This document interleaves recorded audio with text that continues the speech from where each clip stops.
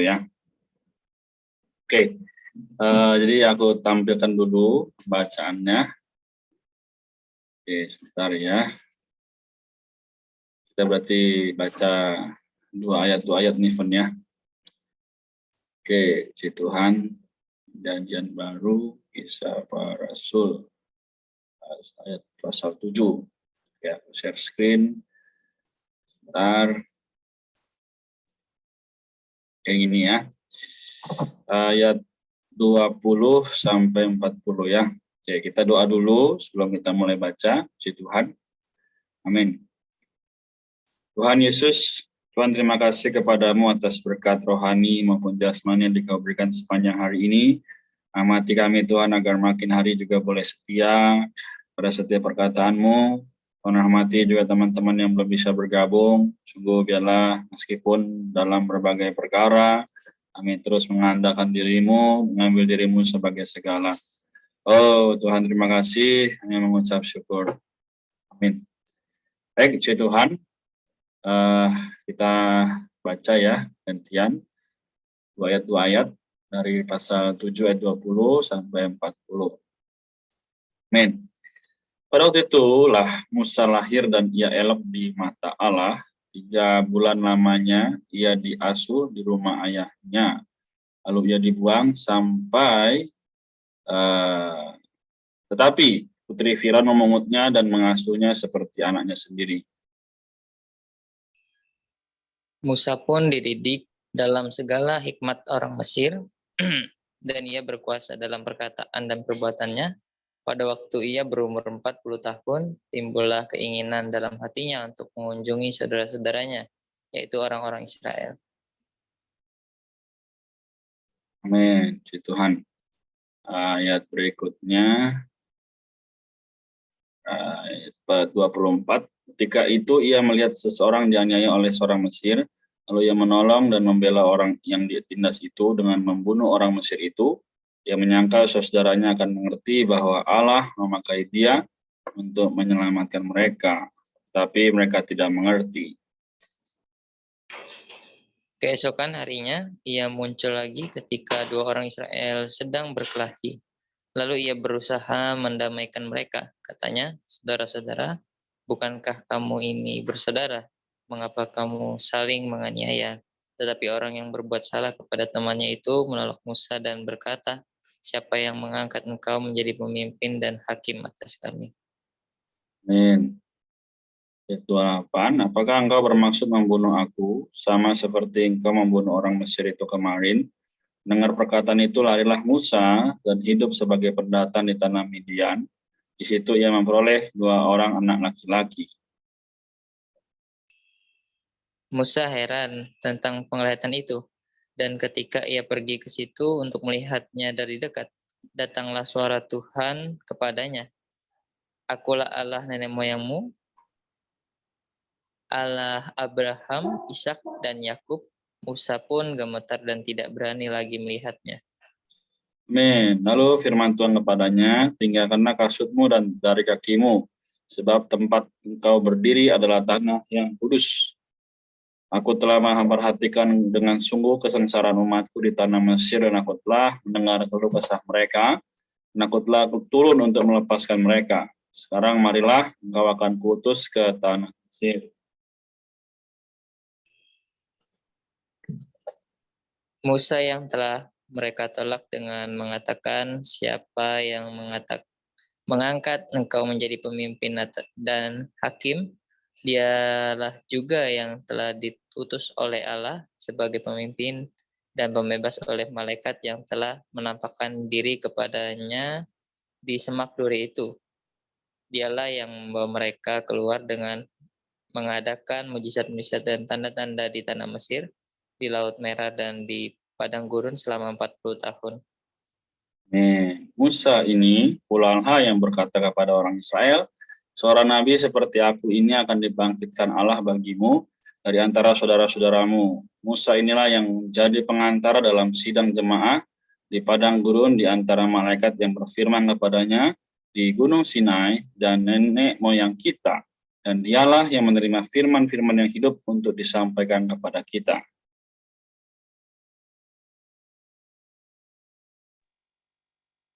Tetapi nenek moyang kita tidak mau taat kepadanya, malahan mereka menolaknya. Dalam hati mereka ingin kembali ke tanah Mesir. Kepada Harun mereka berkata, buatlah untuk kami beberapa ilah yang akan berjalan di depan kami, sebab Musa ini yang telah memimpin kami keluar dari tanah Mesir. Kami tidak tahu apa yang telah terjadi dengan dia. Amin. Oke. Bacaan kita sampai di sini ya. Jadi ini bagaimana kisah ya lanjutan dari kitab pasal yang ke-6 kisah para rasul sampai pasal yang ke-7 sekarang. Jadi kemarin kita juga sudah baca pribadi ya di hari Minggu dari ayat 1 sampai yang ke-19 ya. Nah, jadi ini adalah bagaimana sejarah perlunya bersaksi ya. Jadi kalau kita lihat lagi di ayat 6 ya. Beginilah firman Allah bahwa keturunannya akan menjadi pendatang di negeri asing dan mereka akan diperbudak jajaya 400 tahun lamanya. Nah, ini artinya apa? Ini artinya Allah tidak berkenan ya. Maka kita sebagai orang-orang yang telah percaya ya memang bersyukur bahwa sekarang Tuhan memperkenankan kita ya. Kita bukan lagi pendatang, tapi kita adalah anak-anak Allah. Amin. Ya, lalu kemudian sampai ayat yang di sini ya, di ayat yang ke-11 ya. Kemudian datanglah bahaya kelaparan menimpa seluruh tanah Mesir dan tanah Kanaan dan menimbulkan penderitaan yang besar sehingga nenek moyang kita tidak mendapat makanan. Nah, ini juga adalah dampak dari bagaimana orang yang tidak sejalan dengan Allah ya.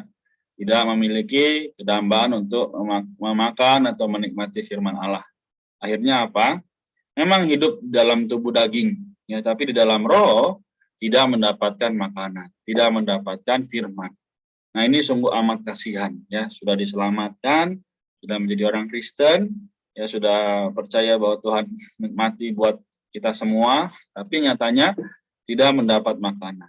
Nah, lalu kita lihat lagi tadi di ayat 20 ya, bagaimana menceritakan tentang Musa lahir ya, dan dia elok di mata Allah, 3 bulan lamanya ia diasuh di rumah ayahnya.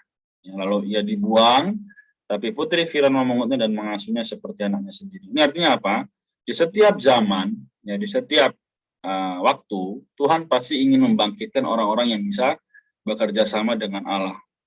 Nah, jadi pada hari ini ya Tuhan membangkitkan Stephen, Tuhan membangkitkan aku ya, membangkitkan Maria, Jeff ya juga. Mungkin teman-teman lain yang belum bisa bergabung, sebenarnya Tuhan mau membangkitkan. Tapi sekali lagi, apakah kita mau atau ya udah ya. Kalau Musa pada saat itu memilih, oh aku udah jadi putri Firaun nih, udahlah enak ya bisa tinggal di Mesir ya, makan semangka ya dan sebagainya. Akhirnya apa? Allah tidak bisa memakai dia, tapi puji Tuhan, Musa memilih jalan yang baik ya. Dia dididik dalam segala hikmat orang Mesir, ia berkuasa dalam perkataan dan perbuatannya. Perkataan dan perbuatan di sini juga menunjukkan bagaimana karakter dari seseorang ya.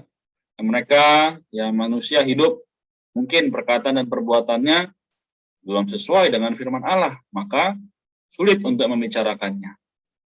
Nah, sekarang kehidupan kita harusnya kehidupan yang sejalan dengan kehendak Allah, baik dalam perkataan, perbuatan maupun lain hal.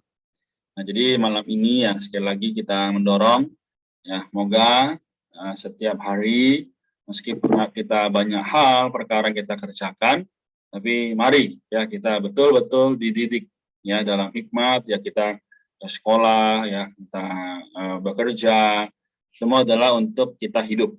Tapi hidup kita adalah untuk Tuhan. Amin ya. Nah, lanjut. Nanti kalau Stephen ada pertanyaan boleh.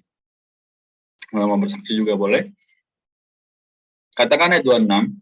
Keesokan harinya ia muncul lagi ketika 2 orang Israel sedang berkelahi. Lalu ia berusaha mendamaikan mereka. Katanya, saudara, bukankah kamu ini bersaudara? Mengapa kamu saling menganiaya?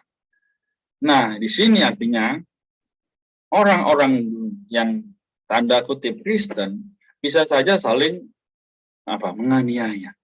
Tapi kalau ada orang yang benar saja, ada orang yang mau menyatakan kebenaran, maka pasti ditolak. Ya.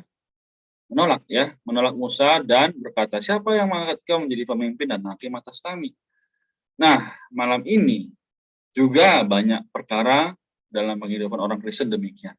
Sudah tahu salah, ya, tapi ditegur marah, ya kan? Wah, kamu rohani, kan aku juga udah tahu, ya, kayaknya enggak deh, bukan, kamu kan bukan siapa-siapa aku dan sebagainya. Dan ini yang menyebabkan orang Kristen tuh kerdil, ya, kerdil dalam artian, ya memang di luaran bertumbuh, ya kan, wah keren, ya melayani sana sini, ya, WL, singer dan sebagainya. Tapi ternyata ketika ada orang yang mau membenarkan, mereka menolak, akhirnya menjadi kerdil, ya, tidak menerima pengaturan Allah. Nah, tapi kita lihat ya Musa, ya teladan yang baik, dia tidak menjadi undur, ya, dia terus menerus mau maju supaya firman Tuhan disampaikan dengan benar, ya. Nah, lalu di sini apa? Dia memang pertama lari, ya, dan hidup sebagai pendatang. Nah, tapi apa? Kemudian dia akhirnya bisa memimpin bangsa Israel, ya, ceritanya. Jadi kenapa di Kisah Rasul menceritakan kembali kisah Musa ini? Bukankah sudah diceritakan di Perjanjian Lama? Nah, jadi artinya bersaksi bagi Tuhan adalah satu perkara yang sangat penting, ya. Kalau bahasa Inggrisnya adalah speak for God atau berbicara bagi Allah. Nah, akhirnya di sini ya kita lihat bahwa Tuhan sekali lagi menampakkan diri, ya, kepada Musa. Akulah Allah nenek moyangmu, Allah Abraham, Ishak dan Yakub. Nah, puji Tuhan, hari ini Allah Abraham, Ishak dan Yakub juga menjadi Allah kita, ya, menjadi juru selamat kita. Nah, artinya sebagai orang Kristen kita perlu melihat satu perkara, yaitu firman Allah tersampaikan pada kita dalam setiap kondisi dan situasi. Nah, semoga makin hari kita juga makin melihat dengan jelas, ya, bahwa firman yang Allah ingin beritakan kepada kita adalah firman yang benar-benar berasal daripada mulut Allah. Amin. Si Tuhan. Lalu di ayat-ayat selanjutnya, ya, di ayat 37 dikatakan, Musa ini pula lah yang berkata kepada orang Israel, seorang nabi seperti aku ini akan dibangkitkan Allah bagimu dari antara saudara-saudaramu. Haleluya. Ya, hari ini kita juga dibangkitkan, ya enggak? Ya, Stephen, ya aku, ya meskipun kondisi sibuk, ya, bekerja, melayani, tapi masih ada berkat rohani yang Tuhan berikan, yaitu kita bisa berbicara bagi Allah, ya. Nah, semoga makin hari, ya, Tuhan terus bertambah dalam kita, ya, sehingga di ayat 40, ya, dikatakan, buatlah, ya, ini juga adalah satu contoh yang tidak baik, ya, beberapa ilah. Ya, benar-benar manusia ini bobrok, ya, katakan sudah ada Tuhan, sudah ada penyerta, ya, tapi masih mau membuat ilah yang bisa memimpin. Semoga kita nggak demikian, ya, kita sudah berjuang sampai hari ini, yang semoga Tuhan juga dimuliakan, kita dipuaskan oleh kehadirannya. Untuk itulah kita menjadi rekan-rekan daripada Tuhan, ya, rekan-rekan, anak-anak, pokoknya semua yang menjadi aspek kehidupan adalah diri Tuhan sendiri, ya. Kesehatan, damai sejahtera, sukacita, dan, ya, semua yang bisa kita nikmati adalah diri Tuhan sendiri. Amin. Nah, sampai di sini Stephen, Jeff atau Kak Maria, ada yang mau ditambahkan atau ditanyakan?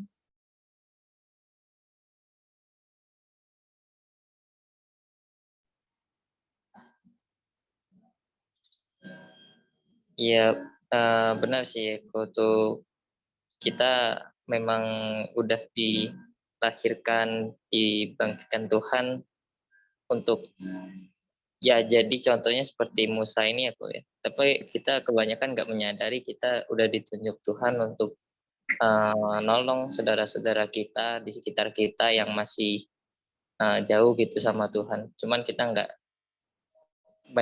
sadar sih sebenarnya kok. Ya. Iya, jadi kita juga keras sama hati kita, kadang kan begitu. Kita mikir, ya udahlah, mungkin hari-hari besok masih bisa. Hari ini ya nikmatin dulu gitu masa-masa muda. Yang kurasain juga seperti itu sih kok sebenarnya. Jadi ya gimana ya? Memang banyak dari anak-anak sekarang juga belum menyadari itu. Bahwa kita juga memang udah jelas udah dipilih Tuhan untuk bersaksi sama-sama teman-teman kita yang lain, saudara-saudara kita yang lain, terus menyebarkan Injil segala macam kan, mengenalkan Tuhan lebih dekat lagi. Tapi kebanyakan ya kita malah menjerumuskan teman-teman saudara-saudara yang lain gitu. Iya. Ya itu sih kok yang bisa ini sih, kita harus sadar kalau kita memang dipilih seperti yang Corina tadi bilang. Ya, amin. Puji Tuhan. Oke, kita bersyukur bahwa firman ini adalah terang bagi kita ya di dalam kitab Mazmur. Firman-Mu pelita bagi kakiku dan terang bagi jalanku, benar-benar adalah nyata ya.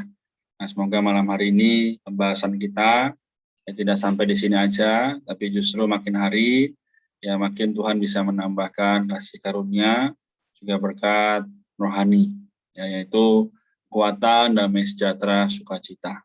Amin. Jadi Tuhan, kita sampai di sini ya. Semoga Tuhan menguatkan juga memberkati.